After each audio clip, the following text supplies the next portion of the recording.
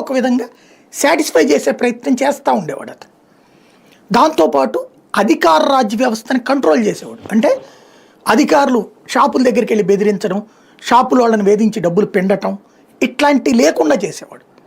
తద్వారా ఆ సర్కిల్స్ అన్నీ కూడా అంటే మీకు జాతీయ పార్టీల పవర్లో ఉన్నప్పుడు అది ఈజీగా ఉంటుంది. అందువలన వాళ్ళని అట్లాగా వాళ్ళు ఆ ఐడెంటిటీ కోసం ట్రై చేస్తారు ఫర్ ఎగ్జిస్టెన్స్. చంద్రబాబు నాయుడు గారు ప్రాంతీయ పార్టీగా అధికారంలోకి వచ్చాక వీళ్ళ చేతులు ఇప్పుడు కేసీఆర్, చంద్రబాబు, జగన్ వీళ్ళని చూసుకున్నప్పుడు ఏమవుతుందంటే ప్రాంతీయ పార్టీల అధికారంలో ఉన్నప్పుడు ఆ నాయకుడి యొక్క తీరును బట్టి ఆ ఆర్థిక వ్యవస్థ ఉంటుంది.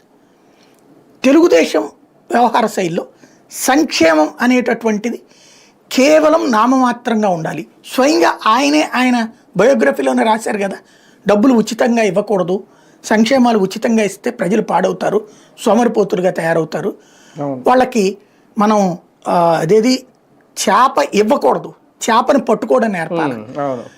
ఇది ఆయన చెప్పుకొచ్చినటువంటిదే కదా.